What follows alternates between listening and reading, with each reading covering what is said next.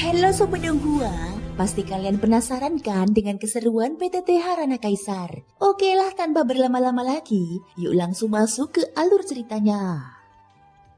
Di episode sebelumnya, api peringatan atau pemusnahan bukan api lemah, melainkan api tingkat penguasa yang menolak Xiaoyan karena masih terikat pada kehendak dan makna mendalam pemilik lamanya. Xiaoyan memaksa konfrontasi langsung, bahkan menghancurkan tubuhnya sendiri berulang kali untuk menembus inti api tersebut. Pada akhirnya dia menyadari bahwa api itu bersembunyi bukan karena takut, melainkan karena masih dibelenggu sisa kehendak penguasa kenangan. Dan Xiaoyan harus memutus ikatan itu agar api tunduk atau kehilangan ingatannya sepenuhnya. Meski selama ini dia tetap terdiam di dalam tubuh Xiaoyan, pada kenyataannya ia belum benar-benar tunduk. Lebih tepatnya dia belum mampu melepaskan diri dari kehendak tuan lamanya. Dalam sentuhan berulang sebelumnya, Xiaoyan telah menyusupkan kekuatan jiwanya ke dalam roh api tersebut. Dari sana dia merasakan dengan jelas kehendak sang penguasa kenangan. Harus diakui, dibandingkan niat Xiaoyan yang ingin melindungi dan menyelamatkan dunia, kehendak sang penguasa kenangan yang diliputi keputusasaan mendalam dan bahkan kekecewaan terhadap seluruh dunia memiliki pengaruh yang jauh lebih kuat.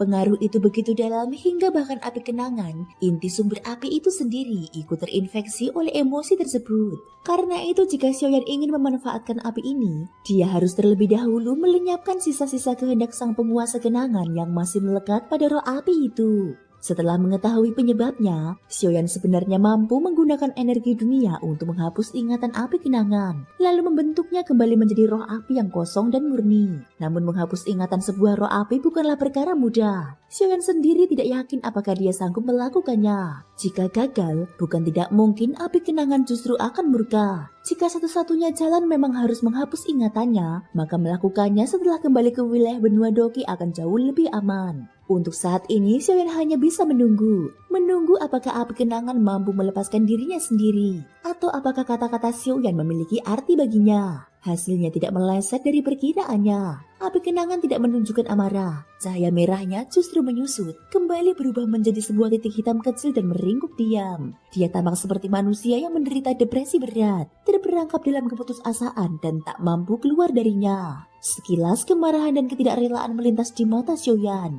Namun akhirnya dia hanya bisa menghela nafas panjang. Untuk ukuran sebuah roh api, apa sebenarnya kesalahannya? Semua ini adalah kehendak yang ditanamkan sang penguasa kenangan, membuatnya tenggelam tanpa jalan keluar. Lebih jauh lagi, kehendak tersebut sepenuhnya bertentangan dengan jalan perlindungan yang diyakini Xiaoyan. Mungkin saja api ini memang tidak ditakdirkan untuk selaras dengannya. Segala sesuatu di dunia tak bisa dipaksakan. Yang seharusnya dilakukan hanyalah mengikuti kehendak hati dan arus Dao. Xiaoyan mengangkat tangan dan menarik roh api itu kembali ke dalam tubuhnya. Usahanya kali ini berakhir dengan kegagalan. Kemudian Xiaoyan pun kembali ke sisi rombongan. Xuan Huang menatapnya dengan rasa ingin tahu. Saudara Xiaoyan, apakah teknik pemisahan tubuhmu sudah selesai? Luar biasa sekali. Bisakah kau mengajarkannya kepadaku? Xuan Huang tersenyum sambil mengepalkan tangan. Dia penuh semangat. Aku bukan memisahkan tubuh, jawab Xiaoyan sambil tersenyum pahit. Aku mencoba menaklukkan sumber api, tapi gagal. Dia tidak menjelaskan lebih jauh, lalu langsung duduk bersila. Masih banyak hal yang harus dia persiapkan. Bahaya di depan belum jelas dan Xiaoyan ingin memastikan segalanya berada dalam kendali. Jika masih ada satu faktor yang bisa mengubah jalannya pertempuran nanti, maka itu adalah pil kembar Yin Yang. Namun sebelumnya dengan susah payah, dia hanya berhasil menyempurnakan satu pil. Dan pil itu sudah diberikan kepada istrinya sebagai imbalan yang telah disepakati. Sayangnya balasnya yang dijanjikan kepadanya masih belum diterima. Xiaoyan tidak mendesak. Selama periode ini, bantuan yang dia terima sudah lebih dari cukup. Dia tahu kapan harus merasa cukup dan paham membedakan untung rugi. Sesaat kemudian, Xiaoyan pun menuju ke Taman Lingpu Pagoda Emas. Di sanalah dia menanam buah kembar Yin Yang, komponen terpenting untuk bahan obat, meski dia belum tahu bagaimana perkembangannya. Kini, kebun itu telah berubah menjadi hamparan tanaman obat yang luas. Berbagai ramuan tumbuh liar, bahkan sebagian mengalami mutasi dan mencapai khasiat yang belum pernah ada sebelumnya. Mutu ramuan sangat menentukan kualitas dan tingkat keberhasilan pembuatan pil. Efektivitas kebun ini jauh melampaui perkiraan Xiaoyan. Dengan kekuatan fisiknya saat ini, dia sudah bisa dengan mudah mengayunkan cangkul roh. buah suci kembar yin yang tumbuh subur tanpa hambatan. Sebelumnya tanaman itu hanya menghasilkan 3 buah, tetapi kini 3 buah lagi muncul. Ditambah 2 yang sudah ia miliki, Xiaoyan kini menguasai 5 buah kembar yin yang. Jika dijual satu persatu, nilainya pun sudah sangat tinggi. Setelah mengambil beberapa ramuan, Xiaoyan tidak menyentuh 3 buah yang baru tumbuh itu. Dia membiarkannya terus matang. Semakin lama, khasiatnya akan semakin kuat. Begitu keluar dari Taman Lingkup Pagoda Emas, Xiaoyan langsung mulai meracik pil kembar yin yang. Melihat Xiaoyan kembali menyibukkan diri dengan alkimia, selain Raja Manusia Ikan Xingting yang tampak gelisah, yang lain justru sangat tenang. Bahkan Xuan Huang dan Raja Tianzang menggelar meja arak dan mulai minum. Saudara Tianzang, ketahanan minummu sungguh luar biasa. Arak adalah sari dari biji-bijian. Semakin diminum, semakin mudah. Canda Xuan Huang. Raja Tianzang tertawa kecil sambil menenggak araknya. Hidup terlalu lama kadang membuat orang ingin mati. Tapi setelah seteguk arak, dunia terasa menarik lagi. Wajahnya dipenuhi kepuasan. Xuan Huang mengacungkan jempol. Pencerahan luar biasa. Tak kusangka pemahamanmu tentang daun arak sedalam ini, ucap Xuan Huang. Kalau minum jangan berpikir, kosongkan kepala, jawab Raja Tianzang santai. Beberapa cangkir kemudian, mata Xuan Huang berputar dan dia pun tumbang.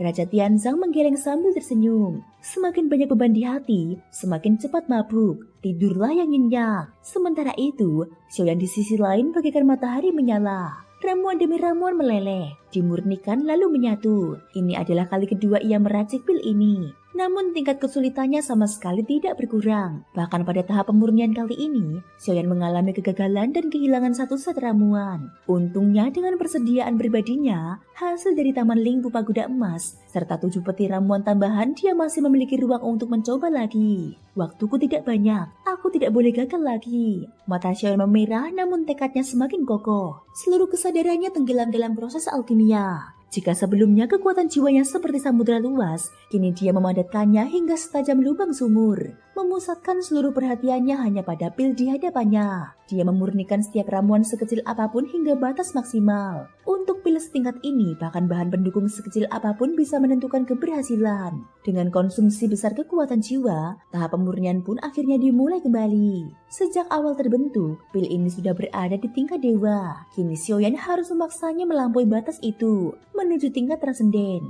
Namun setelah pemurnian, masih ada satu langkah paling krusial. Untuk benar-benar menyempurnakannya menjadi pil transenden, diperlukan satu tubuh dewa yang abadi dan tidak binasa. Bagi Xiaoyan ini bukan masalah, dia sudah menyiapkannya sejak lama. Tubuh itu adalah Shan Zhao, anggota klan manusia ikan bayangan yang tubuhnya sempat dirasuki klan penjaga takdir, lalu diambil alih oleh Xiaoyan. Meski kekuatannya sebagian besar berasal dari klan penjaga takdir, Shan Zhao sendiri adalah seorang ahli dewa abadi tingkat keempat. Xiaoyan tidak lagi membutuhkannya. Dia memang memerlukan tubuh pengganti, tetapi yang dia kejar bukan kuantitas, melainkan kualitas. Shan Zhao tidak memenuhi kriteria itu. Menggunakannya sebagai bahan penyempurna pil kembar yin yang adalah pilihan yang paling tepat. Pil yang telah dimurnikan itu melayang dan masuk ke mulut Shan Zhao. Sementara jiwa Xiaoyan telah sepenuhnya ditarik keluar dari tubuh tersebut. Yang tersisa kini hanyalah sebuah raga tanpa jiwa.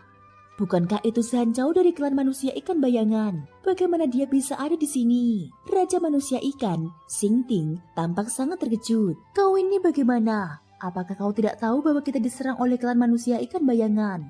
Dan lihat kondisinya. Sepertinya dia juga sudah dirasuki oleh klan penjaga takdir. Tatapan aneh Xuan Huang langsung beralih ke Xingting yang masih terlihat kaget. Sudahlah, waktu kita terbatas. Istana sudah mengalami kejatuhan bintang. Xing Luo akan mengurus sisanya. Xingting berdiam 2 kali dengan wajah agak canggung. Sementara itu, seluruh fokus batin Xiaoyan telah tertuju pada Shan Zhao di hadapannya. Pil embrio telah memasuki tubuh Shan Zhao. Ini adalah langkah terakhir. Selama tubuh Shan Zhao dilebur bersama pil tersebut, pil kembar yin yang akan sepenuhnya berhasil disempurnakan. Api pun menyelimuti tubuh Shan Zhao, dia sama sekali tidak bersuara. Namun pemandangan itu membuat Xingting menyeringai kesakitan. Bagaimanapun juga mereka berasal dari ras yang sama. Melihat sesama manusia ikan dilebur oleh api, secara naluriah dia merasa seolah-olah dirinya sendiri yang sedang dibakar. Apa ekspresimu itu?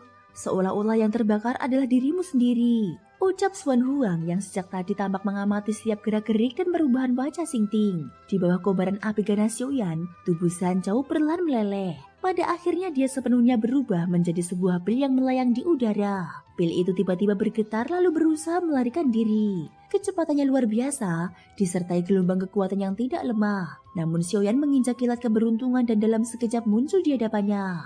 Dia mengangkat tinju dan menghantam pil yang baru lahir itu. Keduanya sempat beradu di udara sesaat. Tetapi jelas kekuatan Xiaoyan jauh lebih unggul. Begitu kesempatan melarikan diri terlewat, pil itu tak lagi memiliki peluang. Xiaoyan segera menangkapnya dan tanpa ragu memasukkannya ke dalam mulutnya. Tak seorang pun benar-benar memahami rangkaian tindakan rumit yang telah Xiaoyan lakukan selama ini. Xuanhua memilih untuk percaya sepenuhnya. Sementara Xing Ting karena menyadari kelemahan dirinya, sama sekali tidak berani bertanya. Kalian tunggu di sini sebentar, aku akan pergi sebentar dan segera kembali. Begitu selesai berbicara, Xiaoyan sudah jatuh ke bawah tanpa menunggu jawaban siapapun.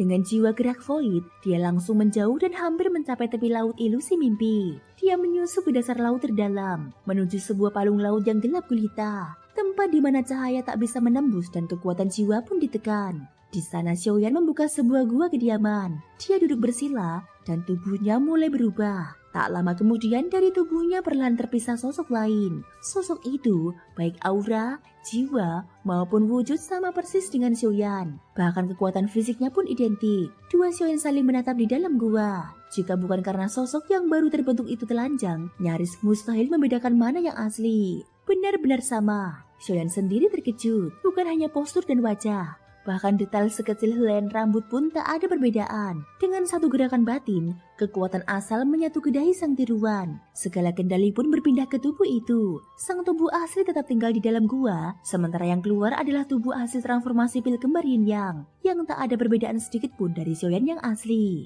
Menginjak kilat keberuntungan, sosok itu segera pergi. Tubuh asli Xiaoyan tetap berada di dalam gua, duduk bersila dan kembali mulai meracik pil. Dia berniat terus menyempurnakan pil kembar Yin Yang. Sayangnya, kekuatan asal hanya bisa dibawa oleh satu tubuh. Xiaoyan sempat berpikir, jika dia menelan lebih banyak pil, mungkinkah dia menciptakan lebih banyak tubuh seperti ini? Jika benar, mungkin dia benar-benar bisa mengacaukan persepsi lawan, bahkan mempermainkan Taisu. Namun kenyataannya, tubuh tiruan dan tubuh asli tetap terhubung erat. Kekuatan jiwa, tubuh, dan tingkat kultivasi semuanya berasal dari tubuh asli. Jika tubuh tiruan hancur, tubuh asli pun akan menerima dampak besar, meski masih bisa pulih seiring waktu. Selain itu, kultivasi tubuh tiruan dan tubuh asli berlangsung secara sinkron. Jika tiruan menembus batas, tubuh asli pun ikut meningkat. Dengan kata lain, tubuh ini berfungsi sebagai tirai pelindung, sebuah jaminan agar Xiaoyan tidak langsung terbunuh jika terjadi hal tak terduga. Tak lama kemudian, tubuh tiruan telah kembali melalui jiwa gerak void. Saat Xiaoyan muncul kembali di hadapan semua orang, tak seorang pun menyadari perbedaan apapun. Bahkan Xuan Huang pun tidak bereaksi. Hanya Raja Tianzang yang sempat mengangkat kepala dan melirik Xiaoyan. Sekilas perbedaan melintas di matanya, namun dia tak berkata apa-apa dan kembali mendeguk eratnya. Saudara Xiaoyan, 3 kalan dewa sudah tiba dan telah masuk lebih dahulu, ucap Xuan Huang. Mereka datang tak lama setelah kau pergi, membawa cukup banyak anggota. Aura di pintu retakan ini terus melemah. Saat hampir tertutup, kita akan masuk sebagai rombongan terakhir. Tingkat kehati-hatian Xiaoyan bahkan membuat Xuan Huang merasa berlebihan. Namun keraguan itu segera sirna. Dia adalah sang penguasa, sosok yang diakui dunia sebagai ahli strategi dan perencana ulung. Keputusannya tak perlu diragukan. Satu persatu, berbagai ras dari dunia gunung dan laut pun masuk. Ada yang raksasa, ada pula yang sekecil telapak tangan. Selain itu muncul pula banyak manusia. Jelas mereka bukan berasal dari dunia gunung dan laut, karena manusia di dunia itu hampir punah. Xuan Huang langsung menyadarinya. Mereka semua adalah makhluk dari dunia lain. Beberapa hari kemudian, pintu retakan mulai bergetar. Tanda akan segera tertutup. Sebentar lagi tertutup. Apa kita tidak masuk sekarang? Tanya Xing Ting dengan cemas. Xiaoyan yang tengah duduk bersila akhirnya membuka mata. Dia melangkah ke depan. Ayo, waktunya telah tiba. Akhirnya, Xiaoyan bergerak. Dipimpinnya, rombongan itu berubah menjadi garis-garis air putih di dalam laut, menembus retakan tepat pada detik terakhir sebelum tertutup. Namun setelah melewati retakan, semua orang berhenti seketika. Pemandangan di sekitar mereka sama persis. Mereka masih berada di laut ilusi mimpi. Segalanya identik dengan sebelumnya, bahkan retakan emas di tanah pun tak berubah.